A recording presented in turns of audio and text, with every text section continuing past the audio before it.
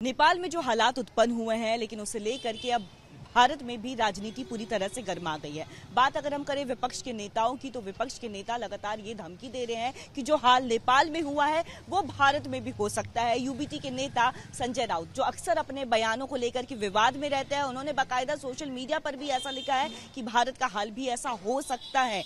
और साफ तौर पर उन्होंने प्रधानमंत्री नरेंद्र मोदी और वित्त मंत्री निर्मला सीतारमण जी को भी टैग किया है। लेकिन इस पूरे मसले को लेकर के जनता क्या सोच रही है, हम उनसे भी बात करेंगे। देखिए, सबसे पहले एक टैग जो है उन्होंने किया है, उन्होंने ये चेतावनी जारी कर दी, धमकी दी, यानी आप अराजकता क्यों फैलाना चाहते हैं विपक्ष? ये सवाल लगातार खड़ा हो रहा है कि भारत में भी क्या तानाशाही है क्या?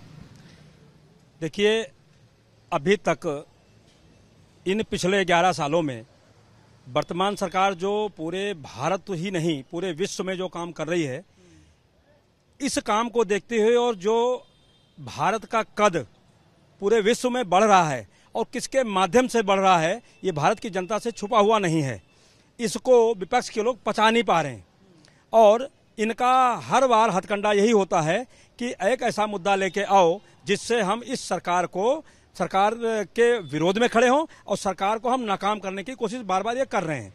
इससे पहले भी जब अभी लेटेस्ट में जो घटना बांग्लादेश की हुई थी, बांग्लादेश में भी जब घटना हुई तो विपक्ष के लोग बहुत जल्दी खड़े हो गए। उनको ये समझ नहीं आता कि हम किसका विरोध कर रहे हैं, भारत का विरोध कर रहे हैं जहां कि हम स्वयं रह रहे हैं।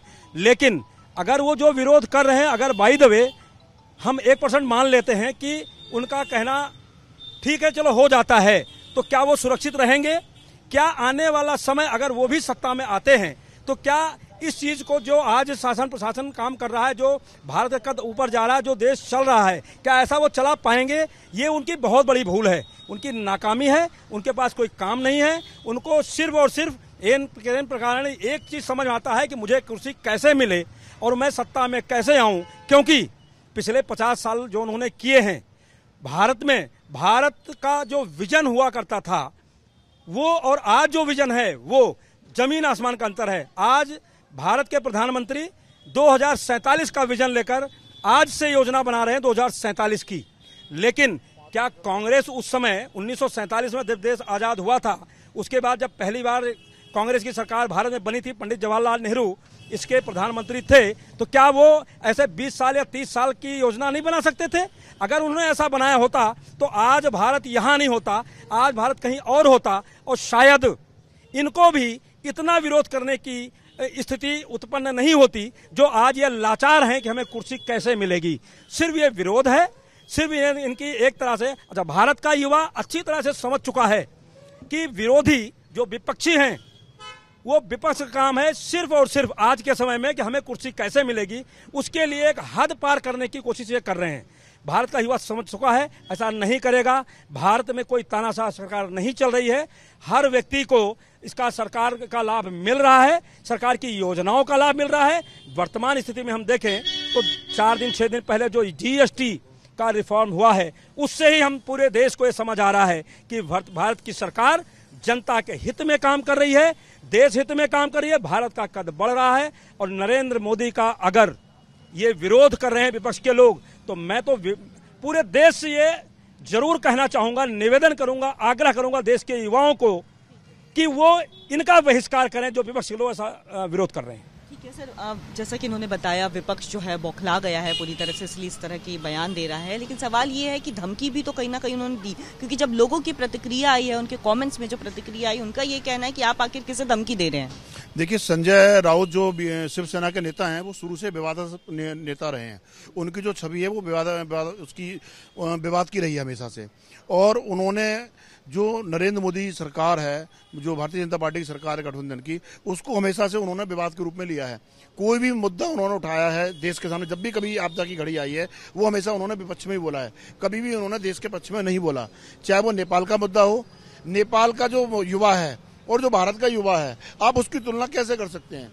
नेपाल का युवा आज एक भटके हुए युवा के रूप में उसकी छवि पेश की जा रही है। भारत का जो युवा है वो भटका हुआ नहीं है। आज भारत का जो युवा है पूरे वर्ल्ड के अंदर राज कर रहा है। आप कहीं भी देखिए, चाहे अमेरिका देख लीजिए, जर्मनी देख लीजिए, यूरोप, फ्रांस, कहीं भी देख लीजिए, आज भारत का युवा हर कंपनी में सबसे टॉप पद पे बैठा हुआ है। तो संजय राउत ये कैसे कह सकते हैं कि वो धमकी दे रहे हैं गवर्नमेंट को या निर्मला सीतारमण को? कैसे धमकी दे सकते हैं वो? साफ तौर पर कैसे धमकी दे सकते हैं, ये सवाल भी खड़ा हो रहा है। लोगों का गुस्सा देखने को मिल रहा है। आपको नहीं लग रहा है कि इससे वो जानबूझ करके जो है देश में जो है अशांति का माहौल भी पैदा करना चाह रहे हैं? देखिए, इससे पहले भी संजय राउत तो हमेशा के वो हैं, इससे पहले भी किसानों का आंदोलन और भी कितने आंदोलन किए, कुछ मिला? कुछ भी नहीं। और अपने भारत में आज देशभक्त इतने हैं कि ना होगा ना होने देंगे। मर जाएंगे लेकिन कभी इस तरह के हरकत कोई नहीं होने देंगे। यानी भारत का जो युवा है वो अपने देश के हित के लिए हमेशा के लिए काम करेगा।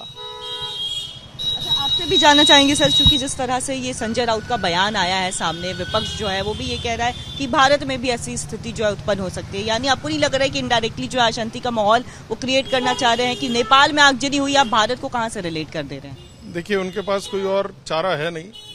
एक तरीके से आप मान के चलिए, एक बेरोजगार व्यक्ति की जो मनोस्थिति होती है वही मनोस्थिति उनकी है। उनसे जो भारत की इतनी तरक्की आप किसी भी तरीके से ले लीजिए हो रही है, वो देखी नहीं जा रही। जो मोदी जी का विजन है भाई भारत को विकसित राष्ट्र की ओर बढ़ाना, वो उनसे सहन नहीं हो रहा है। और वो एक परिवार की पार्टी है, वो उससे ज्यादा क्या बात करेंगे? वो सिर्फ अपने परिवार के लिए सोचेंगे। मोदी जी का परिवार पूरा हमारा भारतवर्ष है, तो वो उसके बारे में सोचते हैं। उनके पास सोचने के लिए कुछ नहीं है परिवार के अलावा, इसलिए मैं उनकी बात को ज्यादा अहमियत नहीं देता। ये चीज के साथ ये बात करें तो उन्होंने ये भी जिक्र किया कि भारत में भी युवा जो है, कई युवा है बेरोजगार है, वो भी बहुत स्ट्रेस में है, ये भी जिक्र करते हुए नजर आए हैं। मैं ये भी कहना चाहता हूँ इसके साथ कि भारत का युवा बेरोजगार है, मैं इस बात को नहीं मानता। ये सिर्फ उकसाने की बात है। ये किसी न किसी बात को लेकर भारत के युवाओं को भड़काने की बात कर रहे हैं लोग। लेकिन मैं फिर आपसे कहना चाहता हूं कि भारत का युवा शिक्षित है, भारत का युवा सब कुछ सारा समझ रहा है। पिछले 3 टर्म्स में अगर हम इस भारतीय जनता पार्टी की सरकार को देखें तो युवाओं को कुछ तो मिला है, जिसकी वजह से आज वही सरकार तीसरी बार रिपीट हुई है। और भारत जिस तरह से पूरे विश्व का सबसे युवा देश है, तो हम ये मान सकते हैं कि भारत का युवा भटका हुआ नहीं है, बेरोजगार नहीं है, उसके पास रोजगार है। वो चाहे किसी भी माध्यम, चाहे वो अपना स्वयं का व्यापार कर रहा हो, चाहे वो किसी कंपनी में नौकरी कर रहा हो, और व्यापार डेवलप करने में भारत का युवा बहुत आगे है और आगे बढ़ रहा है। इसलिए ये कहना उचित नहीं होगा कि भारत का युवा भड़क रहा है और बेरोजगार है। ये सिर्फ और सिर्फ उकसाने की बात है, इससे ज्यादा कुछ भी नहीं है।